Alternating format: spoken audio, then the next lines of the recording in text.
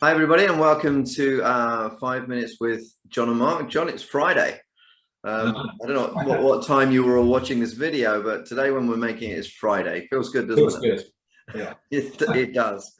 A quick look then at the Goodfoot approach, if you like, to organizations and the way in which we can support and help.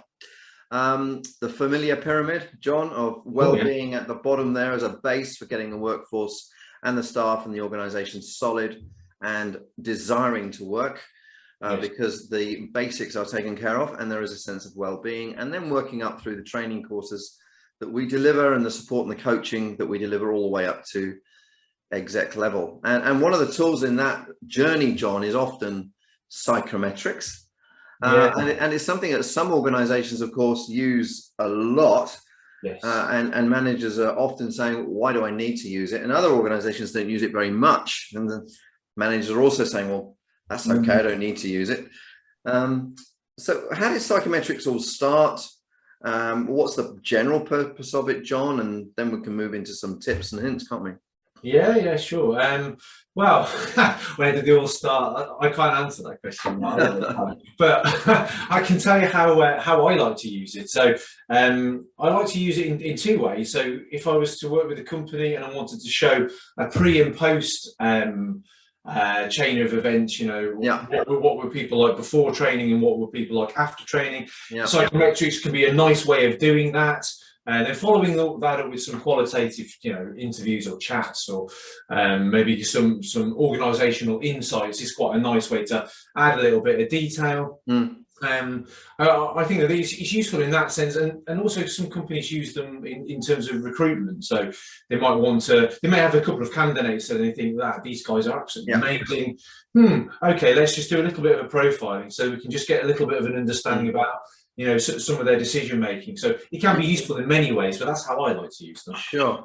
I think, just to bounce this off you, I mean, to answer my own question, how did it all start? I guess it started with psychologists beginning to classify what they call personalities and behaviors.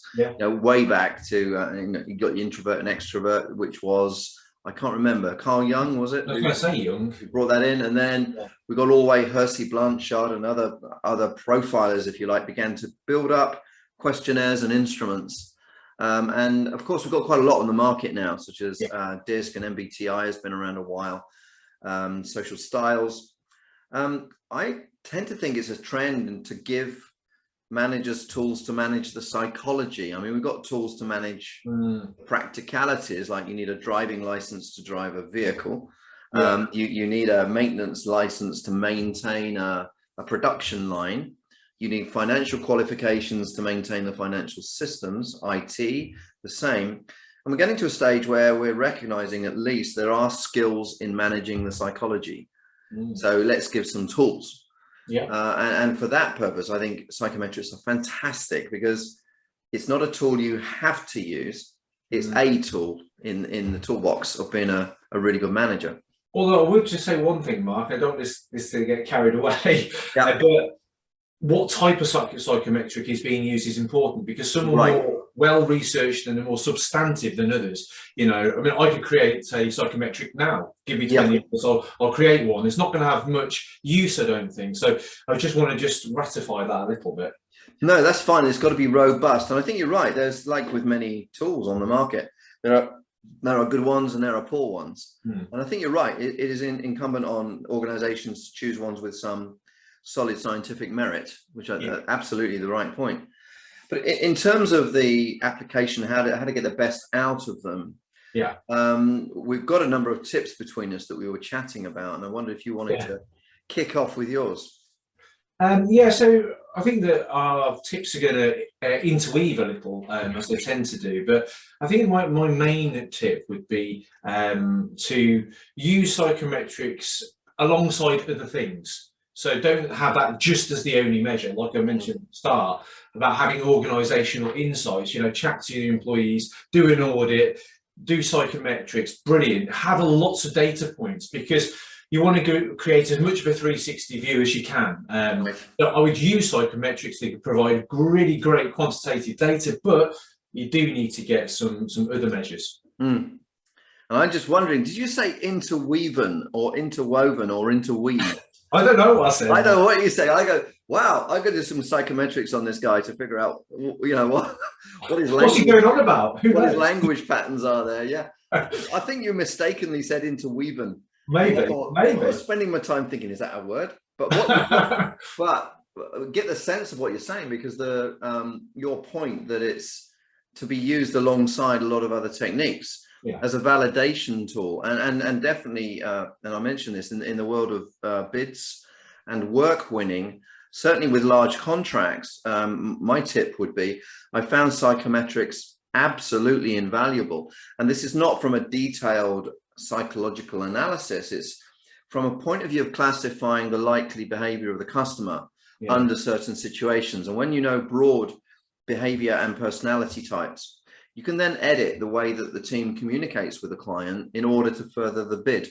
And that has a massive effect, as I've seen happen. And the massive effect being relating in the language that the client understands, because you've understood the basic psychometrics. And on the staff front, it's exactly that. I guess, John, for me, it's communication. You get a survey. What are we unhappy about?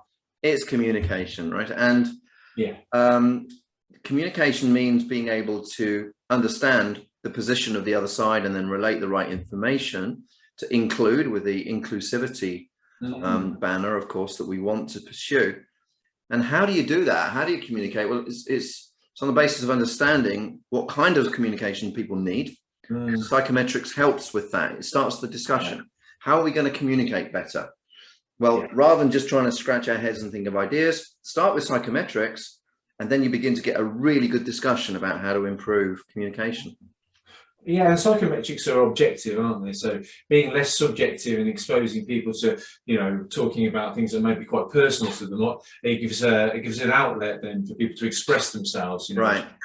Which I think is quite a useful tool, to help communication.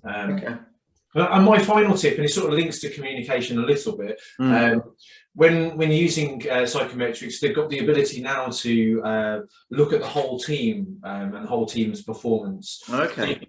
So you can look at different teams, you can look at different organisations, you can get a flavour of general personality traits or interests, or where people's focuses are. So I think this is a nice development that's come out of psychometrics, and this is how I would suggest companies start to use them. Don't just look at individuals, but start to look at teams or organisationally. That's excellent, and I think DISC is particularly good at that, isn't it? It does a team profile too, so that gives you the strengths and weaknesses of the communications and the relationships within the teams and what to work on. Yeah, that is very, very powerful, and we're finding it useful in quite a few of the teams we're working with, because it's starting that discussion. Yep. And it's very simple. Most people know about the colours nowadays, so you're already starting on an even footing, you know, and people are quite comfortable diving into it. Sure. John, thanks. This video was entitled 5 Minutes with John and Mark, and I think we bust the 5 minutes, but it is a Friday, so we don't mind too much. Thank everybody who did watch and stuck with us to the end. We hope to see you next time. Take care. Contact us anytime. And if you are watching on a Friday as we're making this, have a great weekend.